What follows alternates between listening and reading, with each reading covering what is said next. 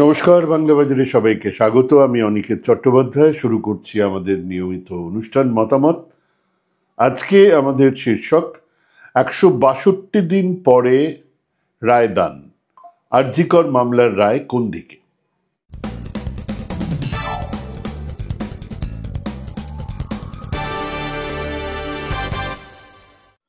আবার একবার মনে করিয়ে দিই, ৮ আগস্ট ঘটনা ঘটেছিল, আর আরজি করের সেই জঘন্য ঘটনা, ধর্ষণ, খুন সবার মনে আছে।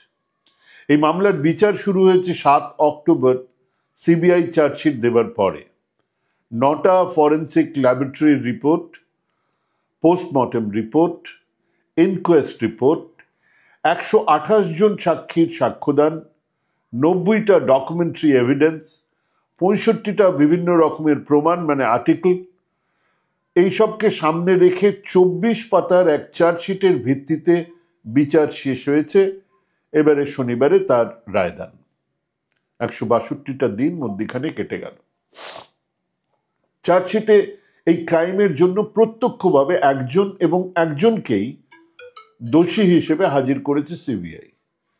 জানিয়েছে এর পেছনে বৃহত্তর ষড়যন্ত্র থাকতে পারে, প্রমাণ লোপাট করার চেষ্টা হয়ে থাকতে পারে, কিন্তু তার তদন্ত এখনো শেষ হয়নি। হলে সাপ্লিমেন্টারি চার্জশিট দেওয়া হবে। এখনো পর্যন্ত ওই সাপ্লিমেন্টারি চার্জশিটের কোনো খবর নেই, কিন্তু জানা গেছে বিচারক শনিবার রায় দেবেন।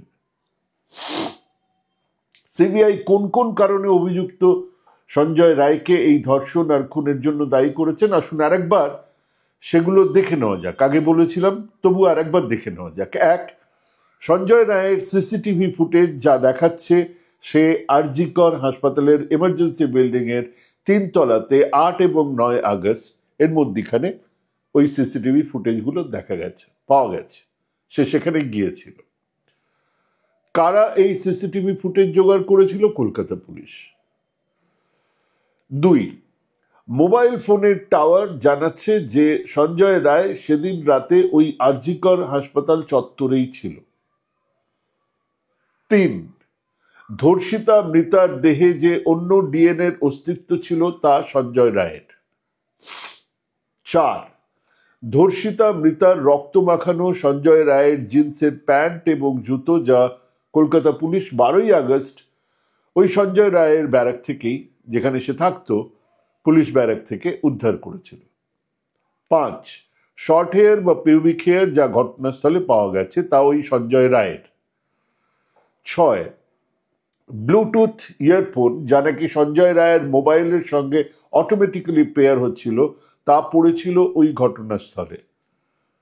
ইতিমধ্যে সবাই জেনে গেছেন যে সঞ্জয় রায় যখন কনফারেন্স রুমে ঢুকছে, সিসিটিভিতে তার কাঁধে ওই ব্লুটুথ ছিল।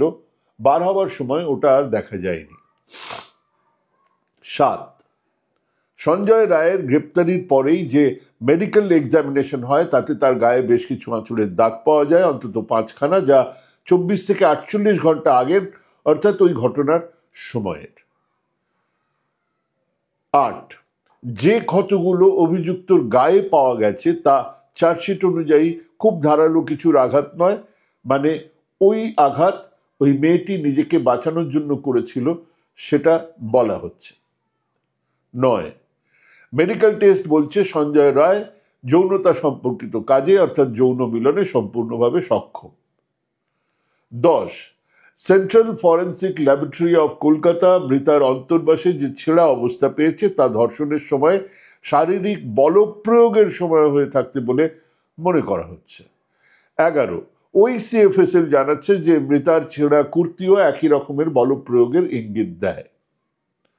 এই ১১টা প্রমাণের ভিত্তিতে সিবিআই তার চার্জশিটে ১৬.২৮ পরিচ্ছেদে লিখছেন যে that during investigation conducted so far, involvement of accused Sanjay Rai has been clearly established in the commission of offences punishable under section 64, 66, 103 by 1 of Bharatiya Nyaya Sanhita 2023. বিচার কোন পথে সে আলোচনা নিশ্চয়ই করব, আর বিচারে কি রায় হবে তা নিয়ে কাল আলোচনা করা যাবে। তার আগে আরো কিছু কথা। অনেকের আছে, আমার এই সিবিআই বা কলকাতা পুলিশ বা কোনো পুলিশ, আমাদের দেশের কোনো এজেন্সির ওপরে আমার বিরাট, এবং বিচার ব্যবস্থার উপরেও আমার বিরাট কোনো ভরসা নেই। ইনফ্যাক্ট সিকি পয়সা ভরসা রাখার মতো কোনো কারণ তো আমি দেখি না। স্মৃতি থেকে খুঁড়ে বের করে এনে সেই সমস্ত রহস্য যা আমাদের বোধ বুদ্ধি চেতনার ভিত কাঁপিয়ে দিয়েছিল, এমন কোনো একটারও নাম করতে পারবেন যার কিনারা সংশয়ে ঘেরা নেই? একজনকে ফাঁসিতে লটকানোর জন্য মিছিল সভা হয়ে গেল, মুখ্যমন্ত্রীর স্ত্রী সে সময় সভা করেছিলেন, ফাঁসি চাই, ফাঁসিও হয়ে গেল। সেই আঁখো দেখা হালের সময় মিডিয়ার রক্ত গরম কভারেজ, এক দোষী অপরাধী শাস্তি পাচ্ছে, স্পন্সার্ড বাই অমুক অমুক, বিজ্ঞাপনের বিরতি। পরে জানা গেল বহু বহু বহু তথ্য এমনও ছিল যার বিচার হলে কেবলমাত্র বেনিফিট অফ ডাউট পেয়েই ছেলেটা হয়তো বেঁচে যেত বা খালাস হয়ে যেত। আমরা কি পেয়েছি ভিখারি পাসওয়ানের খুনিদের? পেয়েছি সেই কবেকার ভূষি কেলেঙ্কারি থেকে নারদা সারদা রোজভারি কেলেঙ্কারির আসল দোষীদের? পাইনি তো। হেমন্ত বসু প্রকাশ্য দিবালোকে খুন হয়েছিলেন, কে করেছিলেন খুন জানা নেই। এক জঘন্য ট্রিগার হ্যাপি পুলিশ কর্তার মুখের ঝাল খেতে আমি রাজি নই।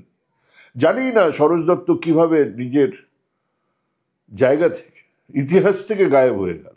কারা মারল তাকে, কোথায় মারল তাকে জানা নেই। জানা নেই চারু মজুমদার কিভাবে লকআপে মারা গেলেন, জানি না। সুরূপা গুহ মামলা ঠান্ডা মাথায় খুন করার জন্য কেন কারোর ফাঁসি হলো না জানা নেই। জানা নেই আনন্দমার্গে থেকে বানতলা ধানতলাতে কারা দোষী, জানি না কারা ধর্ষণ, কারা খুন করলো তাপসী মালিককে। করন্দার কজন খুনি ফাঁসিতে চড়েছে?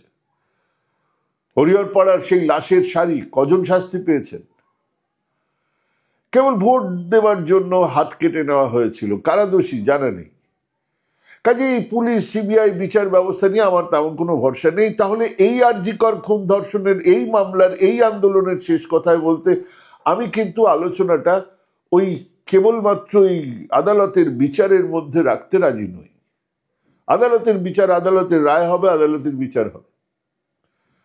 কিন্তু এই ধর্ষণ খুনকে কেন্দ্র করে যে একটা বিশাল আলোড়ন হলো, সেটা নিয়ে আলোচনা খুব জরুরি। এই দুটো দিকের শেষটা বোঝার চেষ্টা করছি।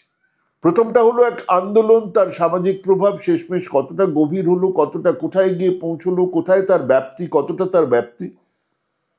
এই যে আন্দোলন, তা কি সত্যি ধর্ষণ আর মহিলাদের উপর অত্যাচার, জেন্ডার ইকুয়ালিটি, লিঙ্গ সাম্য নিয়ে কোনো দিশা দেখাতে পারলো? সেই দিকে কোথাও গেল? সেই দিকে কি নতুন কোনো আলোচনা শুরু হলো যা ছড়িয়ে পড়বে বা পড়ছে?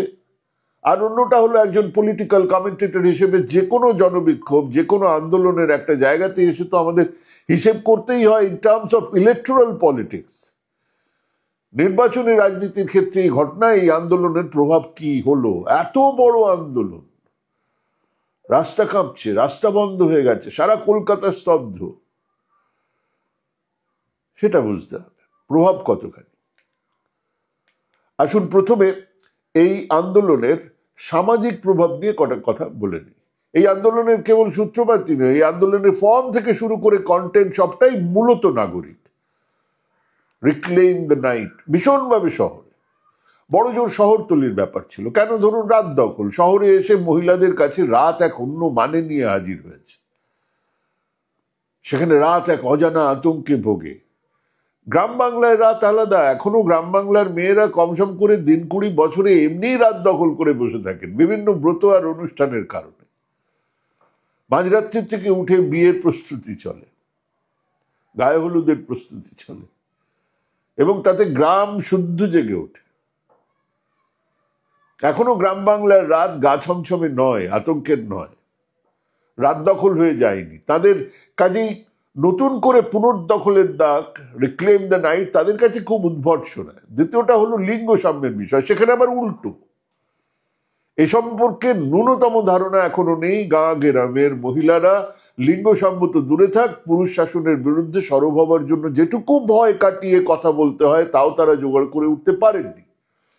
হ্যাঁ, সুরক্ষার প্রশ্ন তাদেরও আছে, কিন্তু তা হলো একেবারেই মহিলাদের ইজ্জত, মহিলাদের সুচিতা, শরীর সংক্রান্ত সুচিতার ব্যাপার, তার ধারণা হ্যাঁ মানে হ্যাঁ আর না মানে না।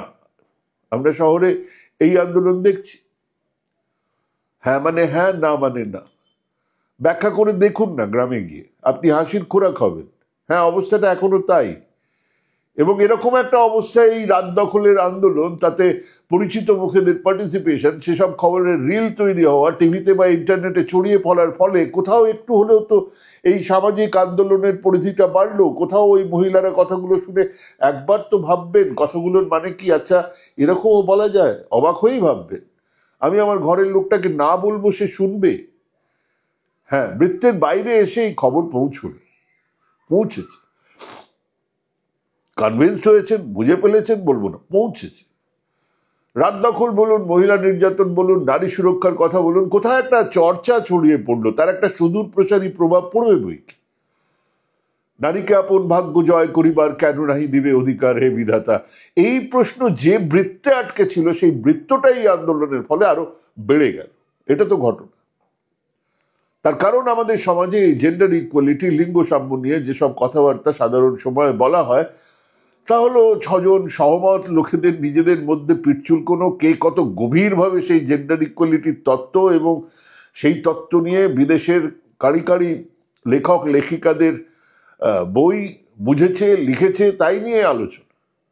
সেই বৃত্তের মধ্যেই সেই জ্ঞান ভাণ্ডারের জন্ম এবং মৃত্যু। সেই আগলটা ভাঙলো, এটা একটা বিরাট ব্যাপার। যদিও ভাবতে খারাপ লাগে যে এই বিষয়টাকে সাধারণ চর্চাকে ছড়িয়ে দেবার মধ্যে, মানে সাধারণ চর্চাতে এনে দেবার অনুঘটক হিসেবে কাজ করলো একটা জঘন্য ধর্ষণ আর মৃত্যু। এবারে আসুন, এই ধর্ষণ আর মৃত্যুকে ঘিরে যে প্রতিবাদ আন্দোলন, মিছিল, মিটিং, রাজনৈতিক অরাজনৈতিক কাণ্ড কারখানা চলছে, আরো কিছুদিন ধরেও চলবে, তার প্রভাব আমাদের ইলেকট্রাল পলিটিক্সে কি হতে পারে। আন্দোলনের এক অংশ নিজেদেরকে দলহীন অরাজনৈতিক হিসেবে ঘোষণা করেছেন। ধরুন, ডাক্তারদের আন্দোলন আমরা দেখেছিলাম, দিলীপ ঘোষকে চিৎকার করে বার করে দিতে মাঝরাতে হাজির হয়েছিলেন সেই তমলুকের সাংসদ অভিজিৎ গাঙ্গুলি। আর আগে সিপিএম, পরে তৃণমূল, এখন বিজেপি রুদ্রনীল ঘোষ, ডাক্তার ছাত্ররা রীতিমতো স্লোগান তুলে তাদেরকে ঘরে পাঠিয়েছেন। অধীর চৌধুরী খানিকটা ফুটেজ খেতে গিয়েছিলেন, কিন্তু ফল আমরা দেখেছি। সাফ জানিয়ে দিয়েছেন ওই ছাত্ররা যে আগে আসুন। হ্যাঁ, ওরা কাউকেই অ্যালাউ করেননি।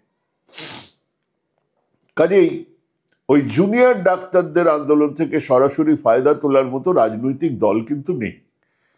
এরপরে আমরা তিলোত্তমা, তাদের অন্যতম উদ্যোক্তা সুদীপ্তা চক্রবর্তী, তিনি জানিয়েছেন দাবি এক দফা এক, মুখ্যমন্ত্রীর পদত্যাগ স্লোগানটা তিনি নিজেই বদলে দাবি এক দফা এক, শব্দশিরা শাস্তি পাক করেছেন। এই নতুন কয়েনেজ তার, মানে তিনিই তৈরি করেছেন।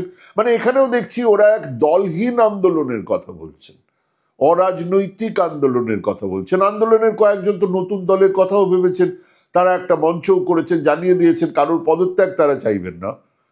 তাতে অপর্ণা সেন আছেন, রিমঝিম সিংহ আছেন, ইত্যাদি। তার মানে হলো এই যে রোজ বিরাট বিরাট মিছিল বা মিটিং হয়েছে, তা অন্তত মুখে দলহীন, তাদের মঞ্চে সরাসরি দলের আন্দোলনের নেমন্তন্ন দিয়ে কেউ হাজির হয়নি। এবং উল্লেখযোগ্যভাবে এই বিরাট কোট আনকোট অরাজনৈতিক আন্দোলনের উদ্যোক্তারা বিজেপি সম্পর্কে ভয়ঙ্কর ক্রিটিক্যাল, অর্থাৎ তাদের একটা লেফট লিনিয়েজ আছে, তাদের একটা লেফট বামেদের দিকে একটা ঝুঁকে পড়ার ব্যাপার আছে।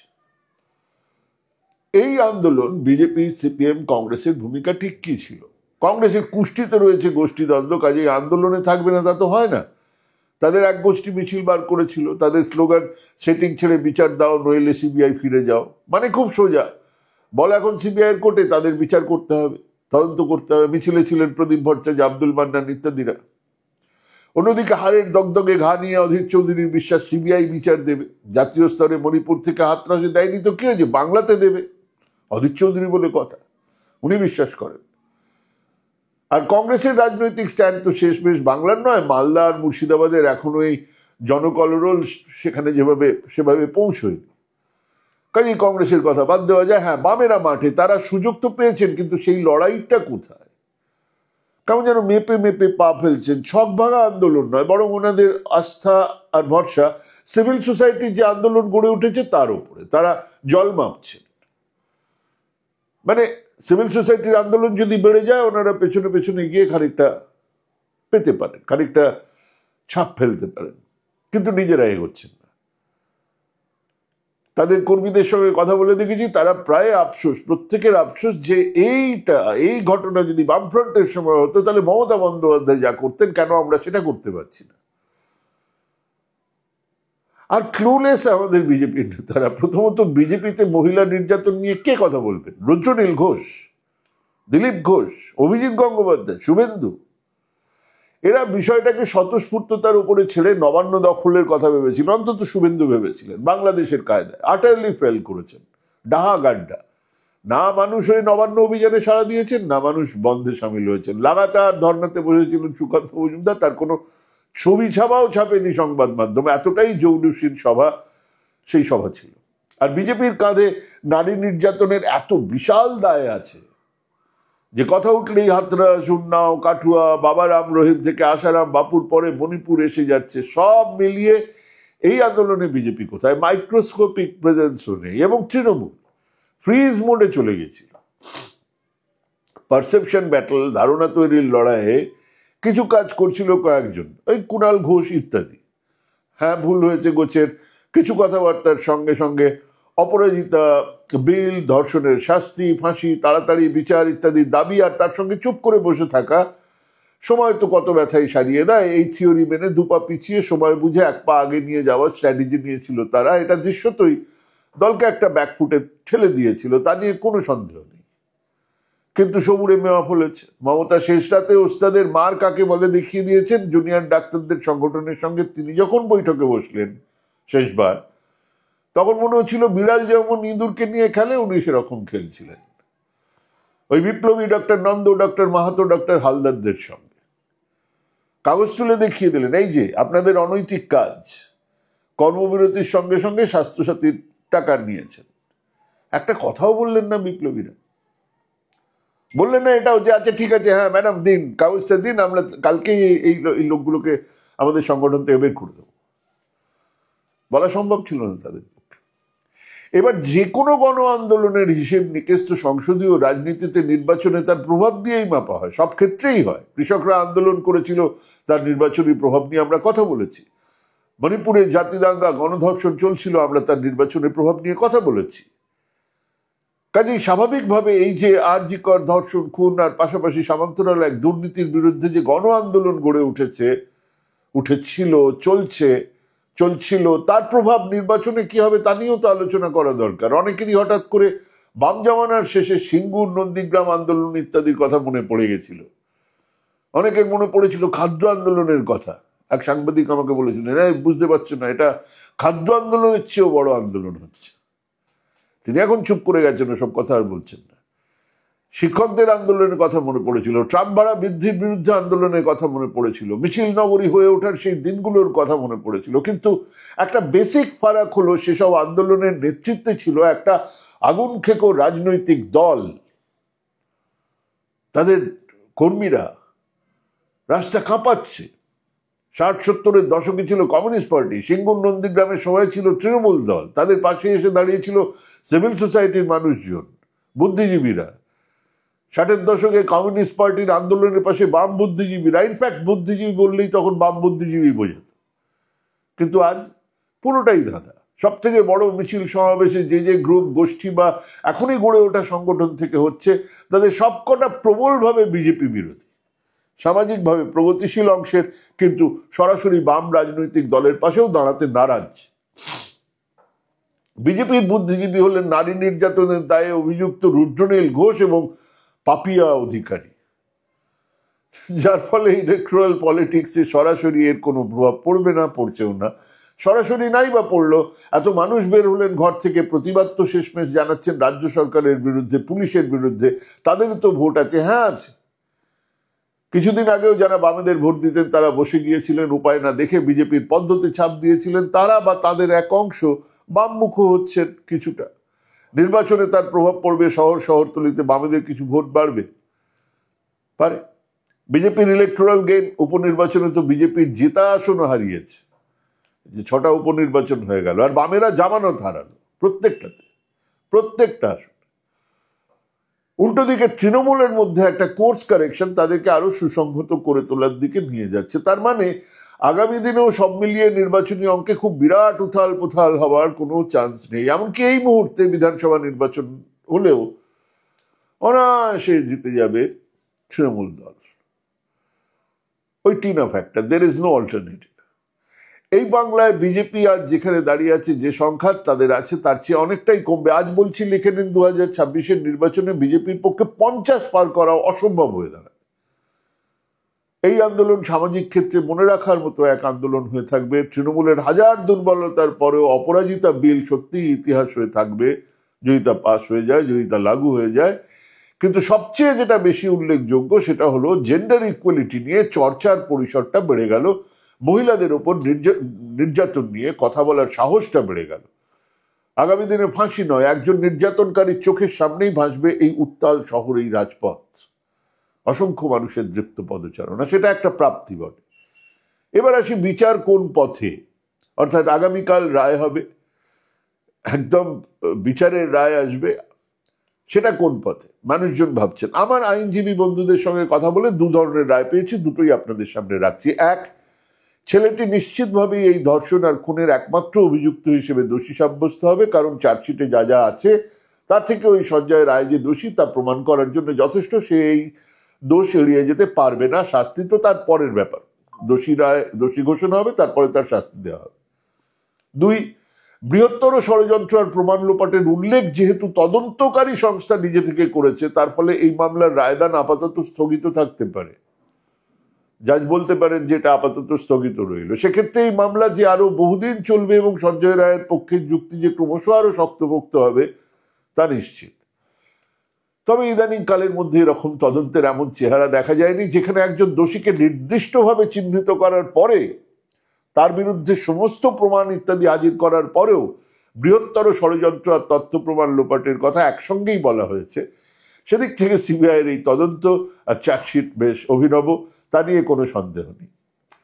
ভাবুন, আজকের অনুষ্ঠান শেষ করলাম, আজকে কথা বলা শেষ করলাম। ভাবতে থাকুন, ভাবা প্র্যাকটিস করুন, ভালো থাকবেন, সুস্থ থাকবেন। আর এখানেই শেষ করছি। নমস্কার।